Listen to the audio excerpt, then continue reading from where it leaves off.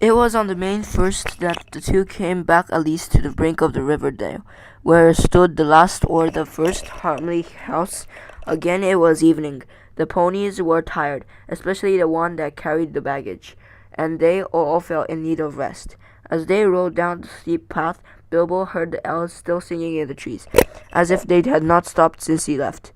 And as soon as the riders came down into the lower glades of the woods, they burst into a song of much the same kind as before. There is something like this. The dragon is withered, his bones are now crumbled, his armor is shivered, and his splendor is humbled. Though swords shall be rusted, the throne and crown perish, with strength then men trusted, and wealth that they cherish. Here grass is still growing, and leaves are yet swinging, the white water flowing, and elves are yet singing. Come, tra-la-la-li-lali, come back to the valley. Their sings are far brighter, the gems are without measure, the boon was far than the silver and treasure. The fire is more shining, on hearth is the glooming, the gold won by mining, so why go a-roaming? Oh, tra-la-la-li-lali, come back to the valley.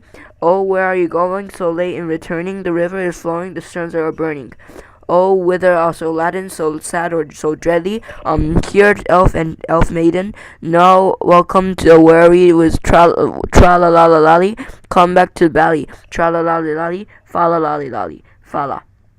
Then the elves of the valley came out and greeted them, and led them across the water out to the house of Elrond. There a warm welcome was made them, and there were many eager ears that evening to hear the tale of their adventures. Gandalf it was who spoke, where Bilbo had quietly fallen quiet and drowsy. Most of the tale he knew from what he had been in it, and had himself told much of it to the withered on their homeward way or the house of Beron, but every now and then he would open an eye and listen when a part of the story which he did not know yet came in. It was in this way that he learned where Gandalf had been to, for he had overheard the words of the wizard to Elrond, and it appeared that Gandalf had been to be a great council of white wizards, master of lore and good magic, and that they had at last driven the necromancer from his dark hold in the south of Mirkwood. Ere long now, Gandalf was saying, the forest will grow somewhat more wholesome, the north will be freed from the horror, for many long years I hope, yet I wish he were banished from the world. It would be well indeed, said Elrond, but I fear that we will not come about in this age of our world, or for many after. When the tale of their journeying was told, there were other tales, and yet more tales of for long ago, and tales of new things, and tales of no time at all, till Bilbo's head fell forward on his chest, and he snored comfortably in a corner. He woke to find himself in a white bed, and the moon was shining through an open window. Below it many elves were singing loud and singing clear on the banks of the stream. Sing all ye joyful, now sing all together. The winds in the treetop, the winds in the heather, the stars in the blossom, the moon is in the flower, and the bright are in the windows of the night in her tower. Dance all ye joy, now all dance all together. Soft is the glass, and let fruit be the feather. The river is silver, and the shadows are fleeing. Merry is Maytime, and merry our meeting. Sing we now softly, and dreams let us weave him. Wind him in slumber, and then there let us leave him. They wander sleepless, now soft be his pillow. Lullaby alder the willow. Sigh no more, pine there till the wind is of the morn. Full moon dark as be the land. Hush, hush, oak, ash, and thorn. Hush be all water till down it is at hand. Well, merry people, said Bilbo, looking out, what time by the moon is this? Your lullaby words would have waken a drunken goblin. Yet I thank you. And the snores would have woken a stunned dragon. Yet we thank you, they answered with laughter. It is drawing towards dawn, and you have slept night now since the night's beginning. Tomorrow perhaps you will be cured of weariness. A little sleep does great cure in the house of Elrond, he said, but I will take all the care I can get. A second good night, fair friends, and with that he went back to bed and slept till late morning. Weariness fell from him soon in the house, and he had many a merry just and dance early and late with the elves of the valley. Even the place could not long delay him now, and he thought always of his own home. After a week, therefore, he said farewell to Elrond, and giving himself such small gifts as he would accept, he rode away with Gandalf. Even as they left the valley, the sky darkened in the west before them, and wind and rain came up to meet them. "Merry is Maytime," said Bilbo, as the rain beat into his face. "But our Bart is to the regents, and we are coming home. I suppose this is the first taste of it."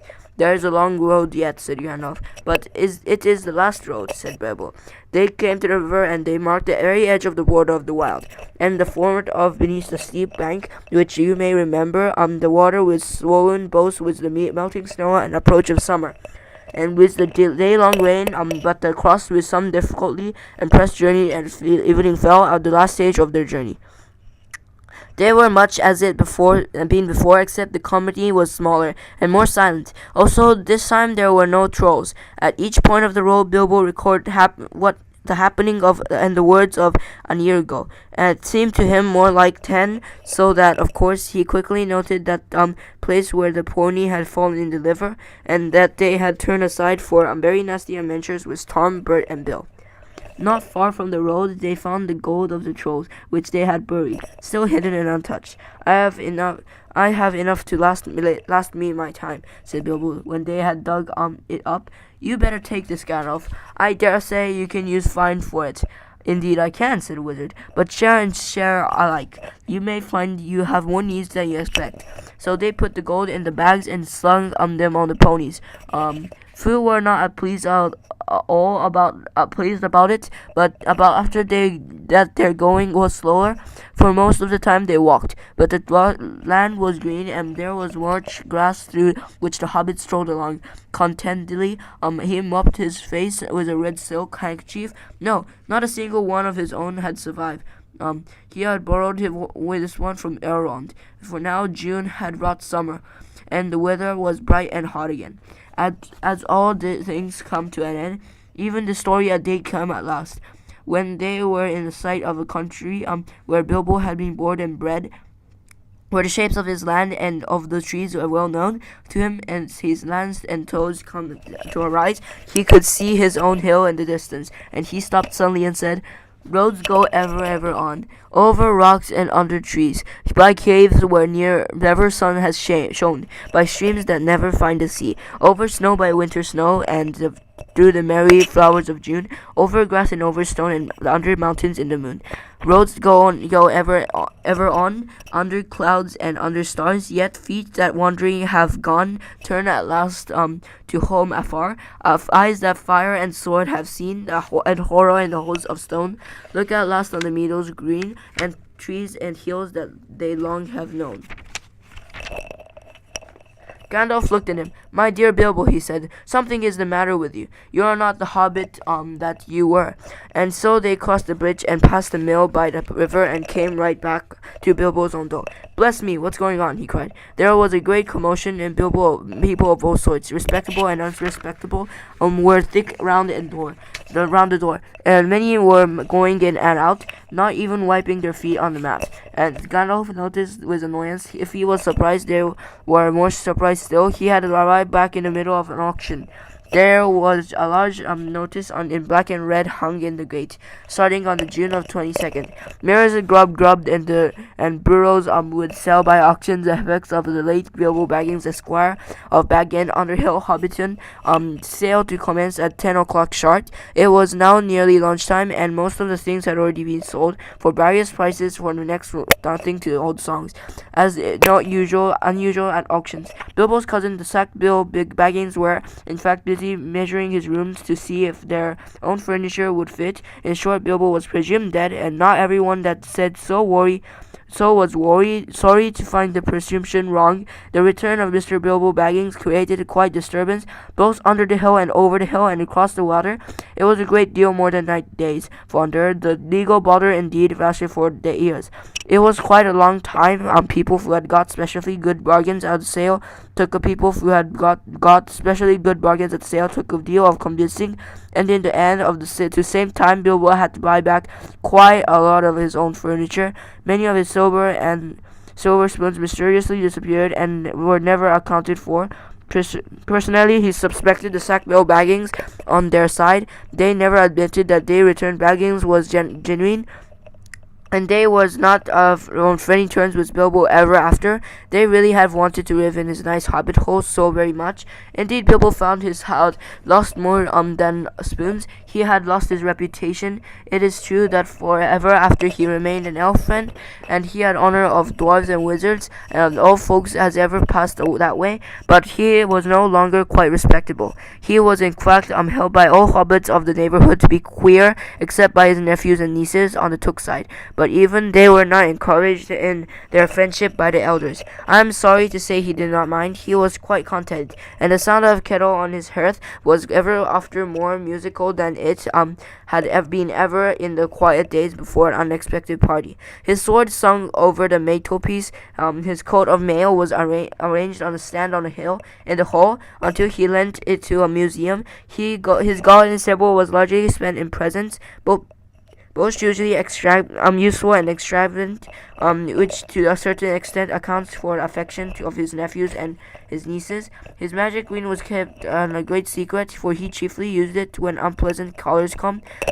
He took to writing poetry and visiting elves, and though many shook their heads and touched their foreheads and said, "Poor old Baggins," and though few believed any of his tales, he remained very happily until his end of the days, and those were extraordinarily wrong. One autumn evening, come after years afterwards, Bilbo was sitting in his study writing his memories. Memoirs.